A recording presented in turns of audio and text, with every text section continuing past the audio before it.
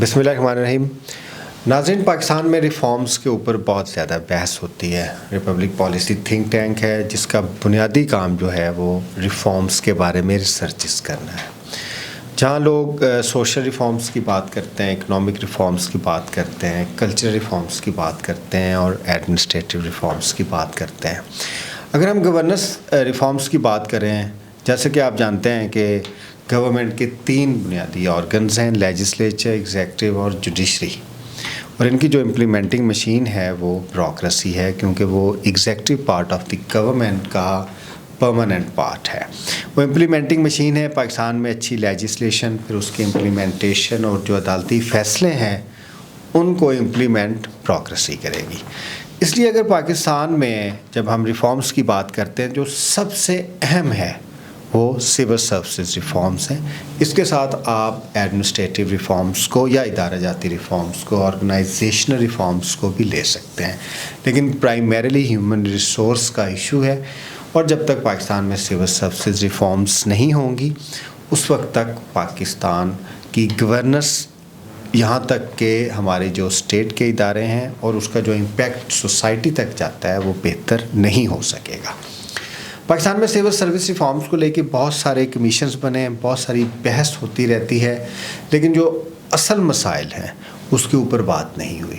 Republic policy نے اس کے اوپر ایک ریسرچ کی تھی، جو میں نے ریسرچ کی تھی، اس میں جو ریپبلک پالیسی کی ویب سائٹ پہ بھی اویلیبل ہے، اس میں میرے خیال میں جو میں نے ایک سجیسٹ کیا تھا کہ 5 فنڈامنٹلز ہیں پاکستان میں سول سروسز کو ریفارم کرنے کے لیے۔ پاکستان ایک کانسٹیٹیوشنل گورنمنٹ ہے، تو سب سے پہلے ہم نے کانسٹیٹیوشنل الائنمنٹ کرنی ہے۔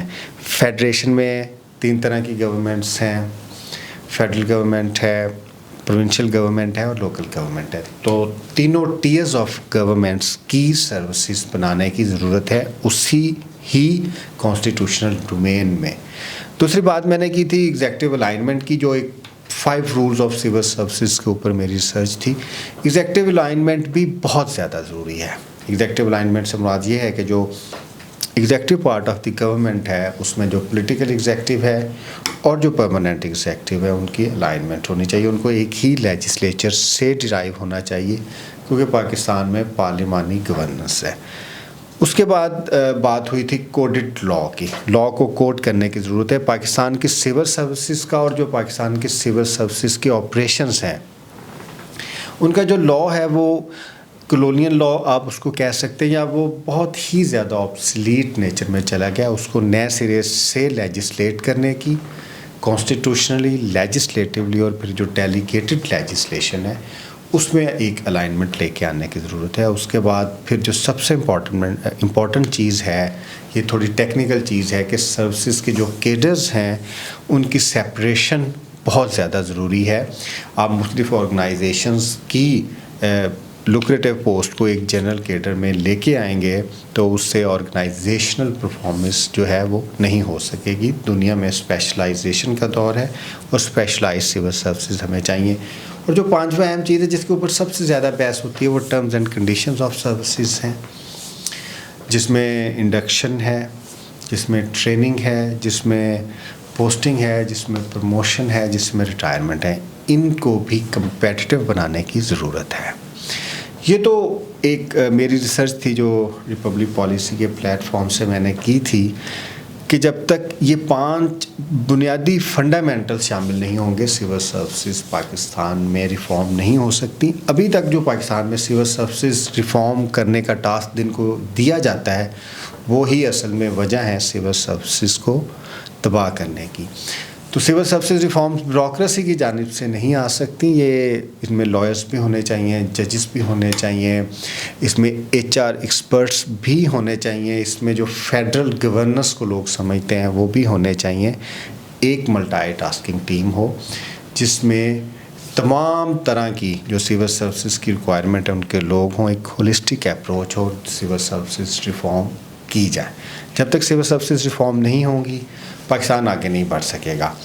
اب یہ ضروری ہے کہ سول سروسز ریفارمز کیوں ضروری ہیں؟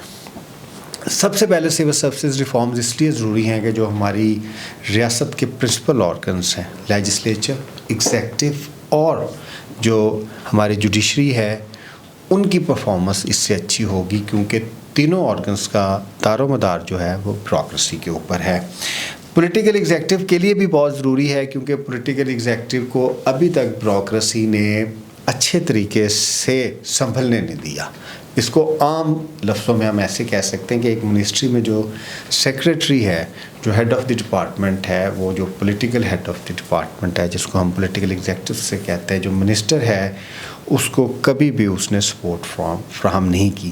تو ہماری بیوروکریسی ایسی ہونی چاہیے جو پولیٹیکل ایگزیکٹو کو پوری سپورٹ فراہم کرے، کیونکہ پولیٹیکل ایگزیکٹو کے پاس لوگوں کا مینڈیٹ ہوتا ہے، اور اس مینڈیٹ کو امپلیمنٹ کرنے کے لیے جو بیوروکریسی کی جانب سے مسائل آتے ہیں وہ نہیں ہونے چاہیے۔ سروس ڈلیوری سسٹم بہت بڑا مسئلہ ہے۔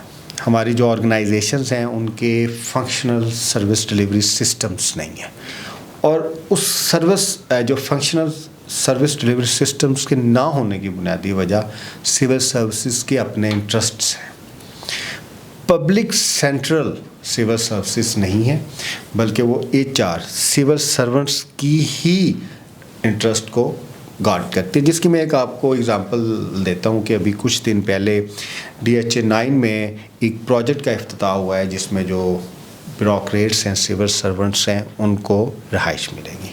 اگر آپ لاہور میں کبھی آپ کو اتفاق ہو GOR1 جانے کا یا کلبس میں جانے کا، گو کہ I am also part of it, لیکن اٹ ڈز ناٹ مین جو ایک چیز میرٹ پہ نہیں ہے، یا جو ایک چیز جس کی وجہ سے ہماری قوم یا ملک کا نقصان ہو رہا ہے، اس کی ہم نشاندہی نہ کریں۔ کسی صورت بھی یہ پرکس اینڈ پریولیجز جو کلونیل سٹائل کے ہیں، وہ اس کی اجازت نہیں دی جا سکتی۔ آپ مونوٹائزیشن کریں اس کو بہتر کریں، اچھی سیلری دیں، پرفارمنس بیسڈ رکھیں، اور پروموشن کمپیٹیٹیو رکھیں۔ سروس ڈلیوری سسٹمز جس کا مرکز عوام ہے، جب تک بیوروکریسی میں وہ چیزیں نہیں آئیں گی ریفارم کر کے، ہماری عوام کو کوئی بہتری اس میں نہیں آئے گی۔ پھر اور سول سروسز ہیں، وہ رول آف لا کے سب سے گارڈین ہوتے ہیں، کیونکہ ان کی قلم کے نیچے لا ہے۔ لا کی وائلیشن سب سے زیادہ پاکستان میں بیوروکریسی کے لوگ کرتے ہیں۔ آپ کو پتہ ہے، آپ آفسز میں جاتے ہیں، اسسٹنٹ کمیشن کے، ڈپٹی کمیشن کے، سیکٹریز کے، تو دو طرح کے لاز ہیں، ایک عام لوگوں کے لاز ہیں اور ایک جو ریفرنسز ہیں ان کے لاز ہیں۔ رول آف لا کی امپلیمنٹیشن اگر آپ پاکستان میں چاہتے ہیں تو سب سے امپورٹنٹ ہے بیوروکریسی کو ریفارم کرنا۔ اس کے ساتھ گورننس کا ڈائریکٹ تعلق عوام کی فلاح سے ہے، عوام کی زندگی کی فلاح سے، ان کی سوسائٹی کے، ان کے سوشل نارم سے، ان کی ایجوکیشن کے، ان کے کلچر کے، تو گورننس کے لیے بھی ضروری ہے۔ تو آخر میں میری بات کرنے کا مقصد یہ ہے کہ ایک جو اہم چیز ہے اس کے اوپر اس مسئلے کو ہائی لائٹ کیا جائے، تاکہ ایک ڈبیٹ میں اس کا ایک حصہ آئے کہ پاکستان میں جو بھی پاکستان کو ریفارم کرنا چاہتے ہیں تو وہ بیوروکریسی کو ریفارم کیے بغیر، کیونکہ یہ امپلیمنٹنگ مشین ہے، اس کو فنکشنل کیے بغیر، اس کو بہتر کیے بغیر، اس کی جو ہے پرفارمنس اس کو بہتر کیے بغیر، انسٹیٹیوشنل پرفارمنس، آرگنائزیشنل پرفارمنس یا جو دوسری گورننس کی ٹارگیٹس ہیں وہ اچیو نہیں کر سکتے۔ اس لیے بیوروکریسی کو ریفارم کریں، تبھی جا کے پاکستان میں گورننس ریفارم ہو سکے گی۔ اگر آپ کو ہمارا چینل اچھا لگے تو ہمارے چینل کو ضرور سبسکرائب کریں۔ یہاں ہم گورننس کے، اکانومی کے اور جو دوسرے سنجیدہ مسائل ہیں اس کے بارے میں اپنی جو ہماری ریسرچز ہیں اس کے اوپر ویلاگ کرتے رہیں گے، اور بنیادی معلومات ہماری کوشش ہوگی کہ آپ کو فراہم کی جائے۔ آپ کا ہمارے ساتھ رہنے کا بہت شکریہ۔ اللہ حافظ۔